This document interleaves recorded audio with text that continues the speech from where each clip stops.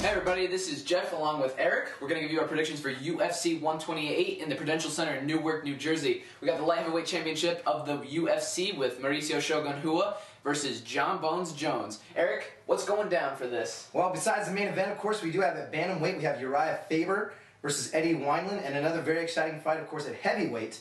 We actually have Mirko cro-cop versus Brandon the Hybrid Schaub. Now, jumping right into it, guys, here we go. We got, of course, Shogun versus Johnny Bones Jones. Shogun, of course, has a record of 19-4. He has been inactive since May 8th of 2010.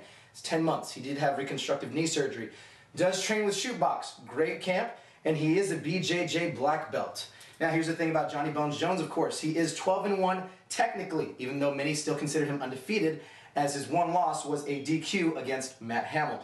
Now, he is very young. He has only 3 years MMA experience. He did take this fight at 6 weeks' notice, which many people are counting as a disadvantage to Johnny Bones Jones, but I see, as you know, Shogun didn't know he was fighting Johnny Bones Jones for 6 weeks either.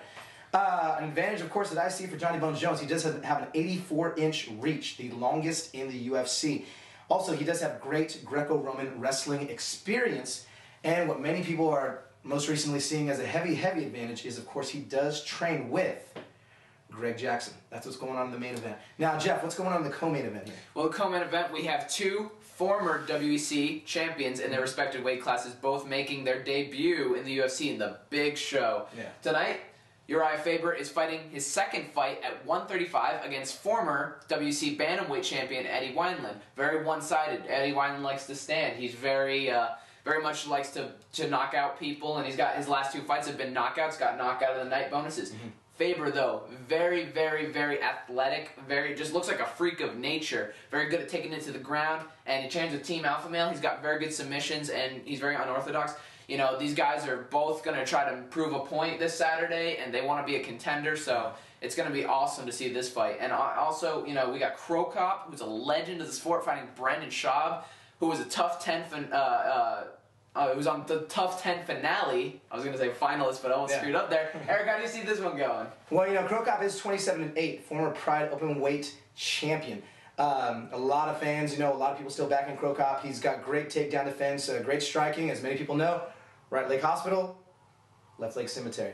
Brendan Schaub, you know, he trains with Greg Jackson, which, again, a lot of people see as an advantage. He's been really trying to stay on the feet a lot. He hasn't taken a lot of guys down, but cro-cop, good luck taking him down, as many guys will tell you. So, you know, this is going to be a really interesting fight. I think it's going to be a stand-up war. I think it's going to be really interesting to see, and I think it's I really just see I think that's going to be a really interesting fight. A really great fight. Yeah. Eric, really. Eric, we're going to give you we're going to do our predictions right now. Yeah. Who do you think is going to win between cro-cop versus Schaub? You just mentioned. Well, cro-cop versus Schaub, you know, I always like to look at what the odds makers have it, and really on this one, it's looking like they actually have cro-cop at plus 220. And they actually have Brandon Schaub at minus 280. So, of course, Schaub is looking like the favorite there. Right. To be quite honest, though, I think it's going to be a great fight. I think it has the potential to be really close, too.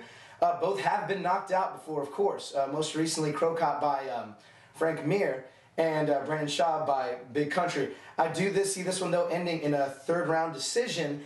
And I think, personally, that one is probably going to go to cro-cop. I think cro-cop's going to win that one. I want cro-cop to win. I'm going to sound very biased by saying that. I don't like Brandon Schaub, but you know what? He's been showing, ever since he lost to Roy Nelson, he's been getting a lot better, and he's been training with Jackson, so he's been doing really well.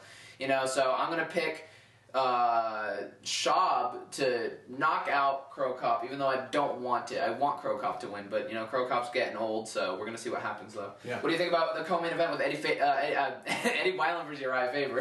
Eddie Wineland versus Uriah Faber. I think it's going to be, you know, again on this one, the betting lines have this one very one-sided. Uriah Faber is actually minus 500. Eddie Wineland is plus 300, and I think for a good reason. I think Eddie Wineland is, of course, as we said, a former bantamweight champion. Great striking, but I just think Uriah Faber is, he's just great everywhere. You know, he's 24-4 record. His only losses were, you know, well, the ones that I can think off the top of my head anyway, Mike Brown, of course, and Jose Aldo. So, really, I think I'm going to have to give this one to Uriah Faber. I think he's going to win this one second-round submission. Most of his wins have already come that way. And I agree with that. It's ditto. I think he's got more weapons, and I think he's just going to take it to the ground and finish it decisively. I don't know how, but I think he will. And of course, with the main event, we got Shogun versus Jones. Yeah. Let's put this right now on the table. We don't hate Shogun, so don't give us crap. Yeah. We love Shogun, but we don't think it's his time. We actually think that John Jones is going to take this one because wrestling will be a key. I think John Jones is going to stay on the outside, probably pick his shots, wait for Shogun to come forward, take him down at will, grind him up maybe. I'm going to say third round TKO for Johnny Bones Jones for taking the belt away from Shogun, who everyone, a lot of hardcore fans are picking. But yeah. I think third round as well. The only difference is I actually think in the third round it's going to be via submission. I don't think TKO. I think Jones has been looking good with the submissions and his striking lately, but for some reason I just think this one can actually go out via submission this time. Yeah. Yeah, and that's our prediction, guys. Thanks for tuning in, of course. We love you guys, and we hope you come back for our UFC 129 prediction videos. We're going to have many more things to say.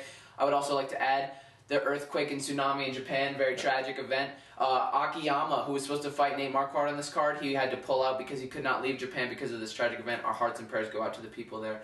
And we just want to let you know that we love you guys, and we'll see you next time.